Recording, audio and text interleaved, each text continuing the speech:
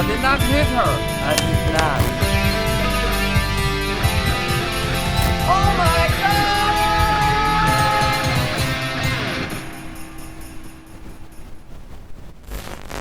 Salut tribu de merde, joyeux Noël, j'espère que vous passez tous un beau temps des fêtes. Moi, je capote parce que j'ai tout un film à vous jaser aujourd'hui.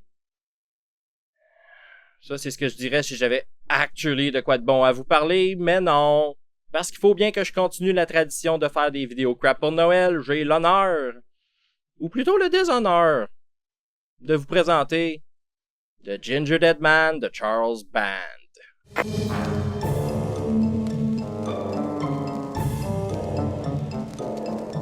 La dernière fois que je vous ai parlé de ce cher Monsieur Band et de sa compagnie Full Moon Features, c'est en 2018 avec Hideous.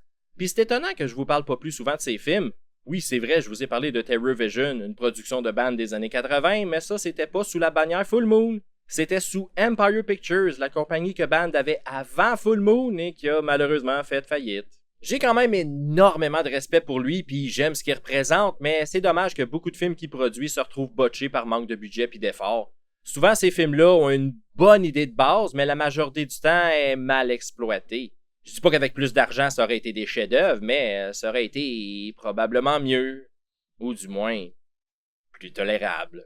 Parce que disons qu'on est loin de l'époque Empire Pictures. Tu sais, dans ce temps-là, ils en faisaient des bons, voire même des très bons films, puis beaucoup parmi ceux-là sont devenus cultes aujourd'hui. On a juste à penser à Reanimator, From Beyond, Dolls, Ghoulies, Troll, Trancers, Terrorvision, puis etc.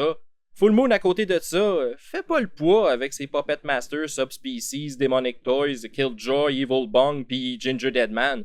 Oui, il y en a parmi ceux-là qui sont divertissants, mais ça atteindra jamais les sommets qu'a atteint Empire Pictures. En tout cas, pas dans mon livre à moi, hein. Là, je sais que c'est une vidéo de Noël puis que c'est un temps de l'année qui est habituellement joyeux, mais je vois vraiment pas de raison de le like quand je pense à The Ginger Dead Man. La seule chose qui me vient en tête, c'est le mot déception. Parce que oui, j'avais un minuscule espoir que c'était pour être un des bons films de Charles Band. Je me disais que ça pouvait pas être pire que Ginger Dead Man vs Evil Bong, le seul autre film de la série que j'avais vu jusqu'à date, mais non. Versus Evil Bong en est le 4e, pis c'est pas parce que la sauce a trop été étirée rendu à ce stade-là de la franchise que c'est pas bon. Ça a jamais été bon. Le premier aussi est à chier, pis c'est juste une autre déception. Bon, fait qu'après avoir scrappé le mood de tout le monde, ça jase de quoi ce film-là? Le film commence dans un diner où Gary Busey? Ben oui, Gary Busey, le mononcle dans Silver Bullet, joue le serial killer qui va être réincarné en bonhomme en pain d'épices. Tada! Mais il est vraiment pas là longtemps physiquement. No joke, mais je pense que le générique d'intro est plus long que tout le temps qu'il passe à l'écran. Il est là dans la première scène, pis that's it.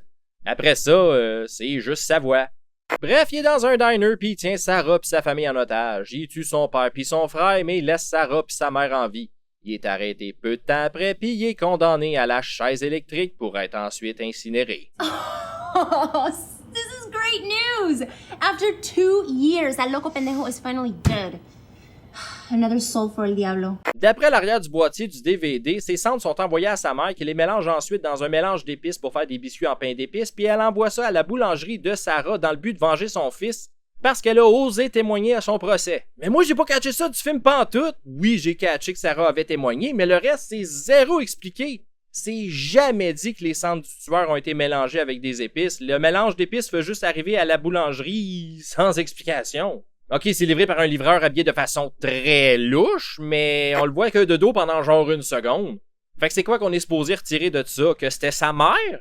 I don't fucking know! Ça non plus, le film le dit pas. La partie avec la mère qui mélange les cendres est écrite seulement dans le résumé à l'arrière du case du DVD. C'est pas montré ni même mentionné dans le film. C'est comme dans le temps des jeux vidéo sortis sur Nintendo où c'est que l'histoire était écrite que dans le livret d'instructions qui venait avec le jeu. Mais fuck, The Ginger Dead Man, c'est pas sorti en 87 là. C'est un film de 2005. Puis justement, c'est un film. Les jeux de NES, eux, avaient l'excuse de devoir être le plus petit possible pour pouvoir fitter sa cassette. Fait que c'est pour ça que souvent l'histoire était écrite que dans le livret. The Ginger Dead Man, lui, il y en a pas d'excuses. Ces scènes-là auraient pu facilement être filmées et ajoutées au film. Quoique, à bien y penser, I guess que son excuse à lui, c'est pas le manque d'espace sur sa cassette, c'est le manque de bidou dans le portefeuille. Mais honnêtement, je sais même pas si j'aurais préféré que tout ça se soit expliqué. Le film dure juste 1h10 puis ça file déjà très long. Fait que j'imagine vraiment pas que des scènes de plus. Anyway, après que Sarah ait reçu le mélange d'épices, un des employés de la boulangerie se coupe pis saigne dedans. Normalement, la procédure serait été de jeter le tout, mais il y en a pas un calice des deux qui s'en rend compte. C'est pourtant fucking évident que le mélange a été contaminé, je comprends pas comment on peut être aussi négligent. La boulangerie peut bien avoir des problèmes financiers. Fait que Sarah, comme une conne, se met à préparer de la pâte à biscuits avec les épices spéciales de la maman du tueur et, fun fact, l'actrice et aujourd'hui femme de Charles Band a mentionné en entrevue à l'émission de Last Drive-In avec Joe Bob Briggs sur Shudder qu'elle avait absolument aucune idée de ce qu'elle faisait dans cette scène-là parce qu'elle avait jamais fait de pâtisserie avant. Fait que si elle a l'air de faire un petit peu n'importe quoi, ben, c'est pour ça, hein. Une fois sa pâte terminée, elle prend un gros cookie cutter en forme de bonhomme puis elle la découpe. Elle décore ensuite son biscuit pour finalement le mettre au four. Là, je vais skipper des détails de l'histoire parce que c'est pas vraiment intéressant, mais la foudre finit par s'abattre sa boulangerie. L'électricité se rend jusqu'au four, puis à 25 minutes dans le film, ça donne vie au Ginger Dead Man. Mais là, je comprends pas c'était quoi le plan de la maman du biscuit. Elle a envoyé les cendres de son fils mélangées à des épices à la boulangerie. Dans quel but? Parce que c'était pas garanti que du sang tombe dedans le mélange, puis c'était encore moins garanti que la foudre frappe à cet endroit précis. Fait qu'elle s'attendait à quoi? Est-ce qu'elle voulait vraiment que son fils se réincarne en biscuit, ou est-ce qu'elle voulait juste que Sarah et sa mère pognent une estie d'indigestion? Encore une fois, je le sais pas! Ça le dit nulle part! Puis ce que je sais encore moins, c'est pourquoi je me pose toutes ces questions-là à propos d'un film où un biscuit en pain d'épices tue du monde. Sarah ouvre le four puis le Ginger Dead Man s'en sauve. On voit finalement de quoi il a l'air puis tabarnak que c'est laid. The hell is that? Well, it sure ain't the Pillsbury fucking dope boy. Je sais pas si celui qui a fait la marionnette voulait un genre de look réaliste pour le visage du biscuit, mais c'est horrible puis ça ressemble même pas à Gary Busey. Je suis pas sûr, mais je pense que c'est John Carl Buechler qui l'a fait, puis si oui, là, whoop-a-like que c'est pas son meilleur travail. Mais peut-être qu'il voulait pas se forcer non plus, hein. Ça reste un film à propos d'un biscuit qui tue, tu sais, t'as pas nécessairement besoin des effets spéciaux à tout casser quand t'as un bon scénario. Malheureusement, le film a ni un ni l'autre. Pis comme c'était pas assez, il filmait comme de la chenoute. C'est un film de 2005 pis ça paraît en maudit parce que c'est rempli de crises de plans diagonales. Je m'en suis rendu compte assez vite pis ça m'a gossé tout le long du visionnement. C'est pas Musique Plus, bâtard! Tu filmes pas Louis-José Hood en train d'annoncer D-Natural à $clip? Mon nom! D-Natural est mon nom! Mon nom! Non, tu filmes un biscuit en pain d'épices en train de tuer du monde dans une boulangerie. Ça mérite peut-être pas une cinématographie à la Sam Raimi, mais si au moins c'était pas filmé comme un show pour ados filmé devant le public, ça serait déjà ça. Après ça, le biscuit va se mettre à foutre la marde dans la boulangerie puis à shooter des one-liners poches en lien avec la pâtisserie, c'était là. Il commence par s'attaquer à la mère de Sarah en lui coupant un doigt. Ensuite, il assomme un autre employé de la boulangerie pour la recouvrir de glaçage puis la mettre dans un congélateur. Après ça, il fonce dans un gars qui va acheter le commerce avec sa propre voiture puis finalement, il va tuer sa fille en lui pitchant un couteau dans le front. Puis that's about it en fait scène d'attaque pis de kills. En tout ça, il y a des scènes où les personnages promènent dans la boulangerie en s'échangeant des dialogues vides qui les rendent aucunement plus sympathiques. Puis évidemment, ça s'éternise puis ça rend le tout vraiment pénible. Le seul bout qui vaut vraiment la peine dans tous ces dialogues-là, c'est celui où la fille du gars qui veut acheter le commerce raconte qu'un jour elle a joué à Ouija, puis que la planche aurait éplé une histoire super longue à propos d'une fille qui aurait été victime d'un maniaque, puis que finalement son chum, après l'histoire, il la regarde puis il dit « La planche, elle a éplé tout ça? Voyons donc, c'est plus long que n'importe quel livre t'as lu dans ta vie. » Fait que c'est un peu triste à dire, mais de tout le film, c'est pas mal cet échange-là qui m'a vraiment fait rire. It spelled all that out for you? Lorna, that's longer than any book you ever read in your entire life. Puis c'est pour ça que j'ai skippé la majorité des scènes. C'est pas comme dans Hells où il y avait beaucoup de choses à commenter.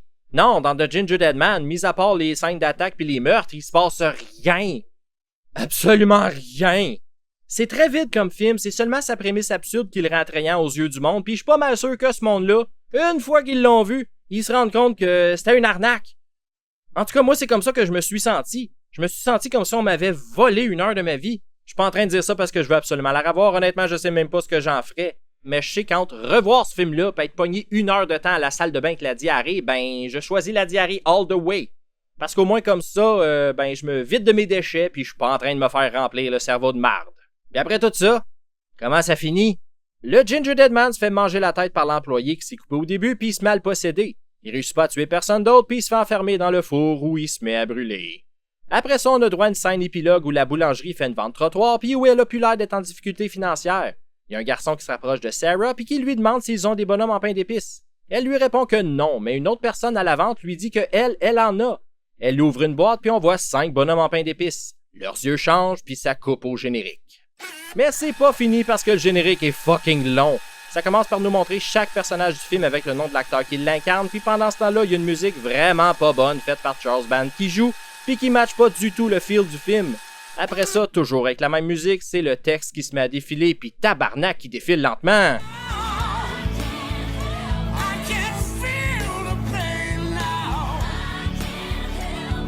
Ça là, c'est clairement pour gagner du temps parce que le film est pas assez long. Parce que si on fait le calcul, en enlevant le générique d'intro puis le générique de fin, ben le film dure genre 56-57 minutes.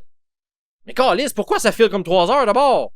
Et by the way, mesdames et messieurs, je sais pas si vous avez remarqué, mais le film fait fuck all Noël, hein? Ben ça, c'est parce que le seul Christy d'indicateur que c'est un film du temps des fêtes, c'est que c'est à propos d'un biscuit en pain d'épices. Oui, oui, le seul. Parce que comme vous avez pu le remarquer, il n'y a pas de décoration. Il n'y a personne qui mentionne que c'est Noël. Puis il n'y a pas de musique du temps des fêtes non plus. Fait que pourquoi j'en fais de la review dans une vidéo de Noël si ça mentionne même pas que c'est Noël? Ben parce que d'habitude, c'est à ce temps-ci de l'année qu'on en fait des biscuits en pain d'épices.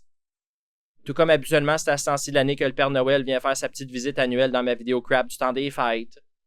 Mais là, après 2 Noëls sans le voir en personne, je pense qu'on peut assumer avec certitude que il viendra pas cette année non plus. Oh wow, mais quel timing! Je me demande qui ça peut être. Punish. Naughty.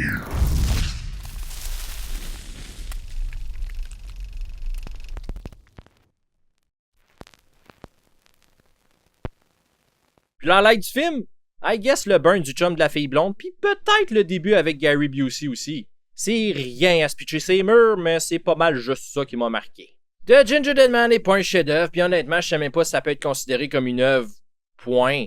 Parce qu'il me semble qu'une œuvre, c'est supposé faire vivre des émotions, de faire réfléchir, mais pendant ce film-là, j'ai pas ressenti grand-chose, puis si j'ai réfléchi pendant mon visionnement de celui-ci, ben c'était sûrement parce que j'avais faim puis que j'essayais de me rappeler qu'est-ce qui restait comme snack dans le garde-manger. Mis à part un énorme sentiment d'ennui, j'ai rien ressenti pendant The Gingerbread Man. J'ai été un trou noir d'émotions puis j'avais juste hâte que ça finisse. Heureusement que le film dure juste 1h10 parce que je suis pas mal sûr que sinon je me serais endormi dessus. Donc en gros, si vous voulez un film pour vous mettre dans l'ambiance de Noël, ben passez votre tour. Mais si vous voulez un film stupide devant lequel mettre votre cerveau à off, ben passez votre tour aussi. Votre cerveau se rallumera juste pas.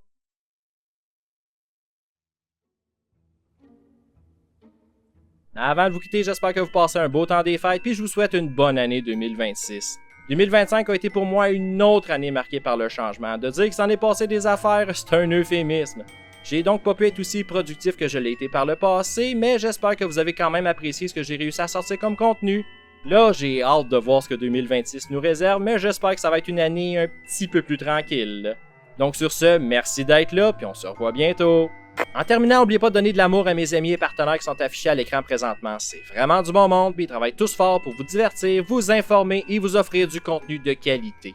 Aussi, un gros merci à mes tripeux ultimes et merci aussi aux autres membres Patreon qui aident à financer ce merveilleux projet. Sans vous, je serais pas rendu aussi bien équipé. Et comme d'habitude, si vous avez aimé ma vidéo, ben pensez à y laisser un petit thumbs up, ça aide beaucoup. Laissez-moi savoir en commentaire ce que vous pensez de The Gingerbread Man si vous l'avez déjà vu, puis si vous avez des suggestions de films de merde que je devrais absolument voir, ben n'hésitez pas à m'écrire ça aussi. Et finalement, n'oubliez pas de vous abonner afin de ne rien manquer sur Horreur FM. À l'année prochaine les tripeurs.